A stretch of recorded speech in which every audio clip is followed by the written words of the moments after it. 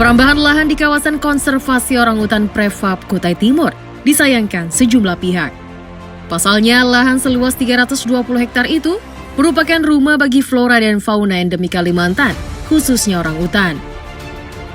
Tidak hanya itu, peranan hutan yang berada di Taman Nasional Kutai TNK ini juga dianggap sebagai tempat cadangan air serta paru-parunya dunia. Jika semua ini dirusak, bayangkan bencana yang akan terjadi di masa depan. Dari amatan Expose Kaltim di lokasi pada Sabtu 6 November 2021, perambahan yang dilakukan oknum tidak bertanggung jawab ini tak jauh dari base camp Prefab. Butuh waktu 10 hingga 15 menit saja untuk menuju ke lokasi menggunakan perahu ketinting. Sejumlah pohon yang diperkirakan berusia puluhan tahun tampak tumbang dan dibiarkan begitu saja.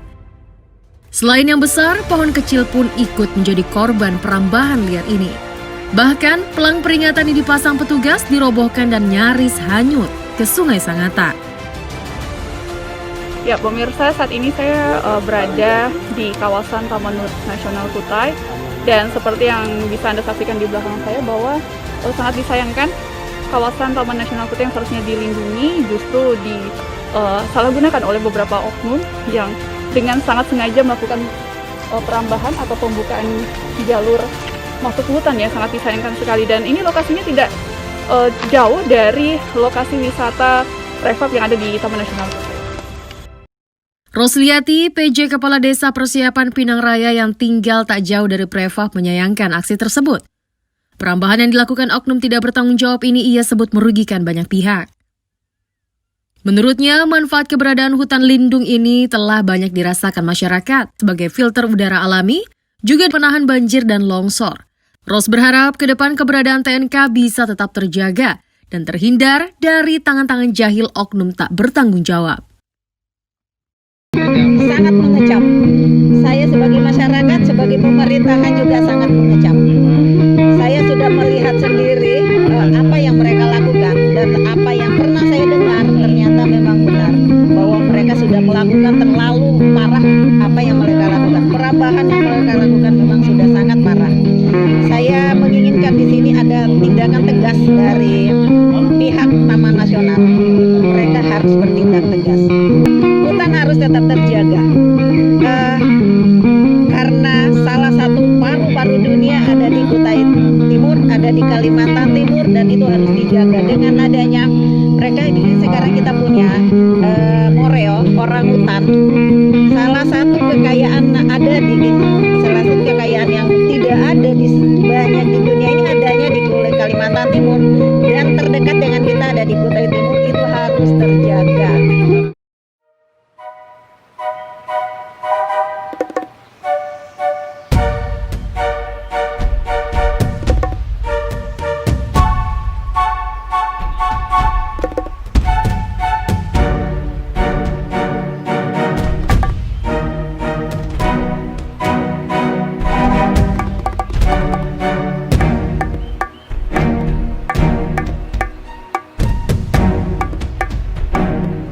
Pemirsa, saat ini saya sedang berada di jalur menuju daerah perambahan yang juga dibuka oleh beberapa oknum warga, dan seperti yang bisa Anda saksikan, prosesnya ini atau jalurnya cukup susah, namun ternyata tidak menyurutkan oknum warga untuk melakukan perambahan di sini, dan ini benar-benar sangat disayangkan, ya, dan tidak patut untuk dicontoh.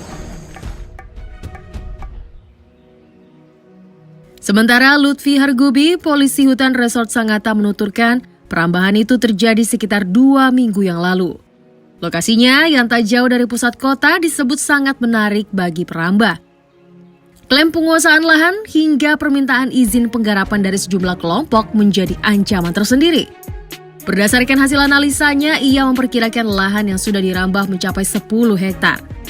Ini untuk di titik yang terdekat dengan Prefab, belum lagi di titik lain yang tersebar di kawasan tersebut. Kami sebagai polisi kehutanan secara tupoksi sudah merasa dikurangin kapasitasnya, karena untuk penegakan hukum itu diambil alih oleh Gakum, Dirjen Gakum. Jadi kami sebagai pemangku ini hanya melaporkan, dan untuk penindakan justisi ada di pihak Gakum.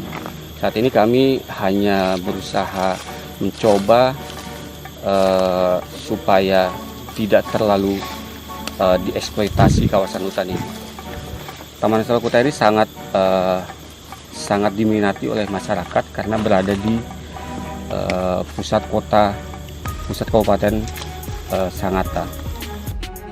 Di sisi lain, sejarawan Kaltim Muhammad Sarip menerangkan, pada tahun 1936, Sultan Kutai Haji Muhammad Parikesit menetapkan Suaka Marga Satwa Kutai untuk dikelola oleh pemerintah Hindia Belanda.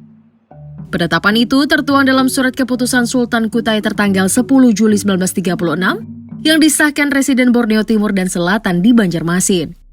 Berikutnya, setelah proses politik internasional Konferensi Meja Bundar yang melegitimasi kedaulatan negara Indonesia sejak 1949, maka pengelolaan aset Hindia Belanda termasuk Suaka Marga Satwa Kutai beralih ke pemerintah Indonesia. Tahun 1995, Menteri Kehutanan meningkatkan statusnya menjadi Taman Nasional. Sebab itu, jika ada yang menebang pohon maupun berburu di TNK untuk keuntungan ekonomi kelompok, sama dengan melanggar warisan titah Sultan Kutai yang pada masa silam ingin menjaga kelestarian flora dan fauna unik yang hidup di lahan tersebut. Sultan Kutai Haji Muhammad Parikesit pada tahun 1936 itu menerbitkan sebuah surat keputusan tentang penunjukan Suaka Marga Satwa Kutai yang pengelolaannya diserahkan kepada pemerintah Hindia Belanda. Lalu ketika pemerintah Hindia Belanda hengkang dari Indonesia dan dunia internasional melalui Konferensi Meja Bundar mengakui kedaulatan Indonesia, maka otomatis Suaka Marga Satwa Kutai tersebut beralih pengelolaan kepada pemerintah Indonesia. Maka jika ada pada masa kini entitas tertentu mengatasnamakan suatu adat budaya Kutai, maka semestinya mereka harus turut mendukung pelestarian Taman Nasional Kutai, karena justru Sultan Kutai sendiri mengamanahkan kepada pemerintah untuk menjadikan lahan Taman Nasional Kutai yang sekarang ini sebagai bagian dari konservasi alam.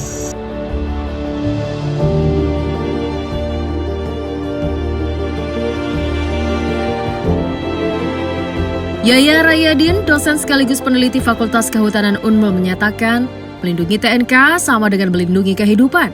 Melindungi sumber air, utamanya di wilayah sekitar aliran Sungai Sangatta dan Sungai Santan.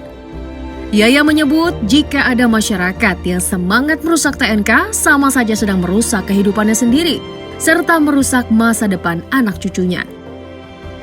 Selain sebagai rumah bagi orang hutan, keberadaan TNK dapat dijadikan sumber plasma nutfah untuk mendapatkan bibit unggul jika suatu saat pemerintah ingin melakukan reklamasi pasca tambang.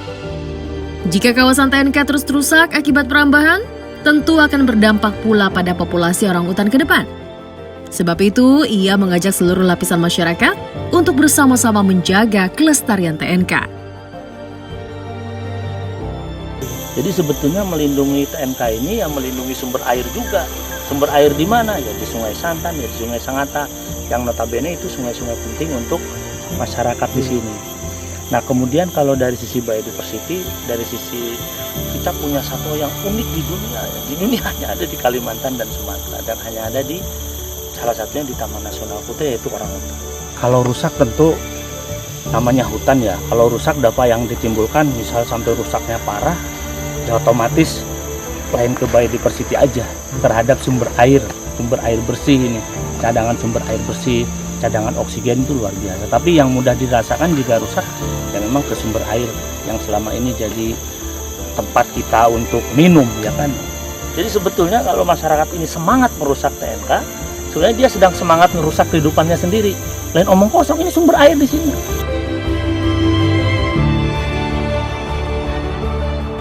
Dari Sangatta, Kalimantan Timur, Expos Kaltim melaporkan.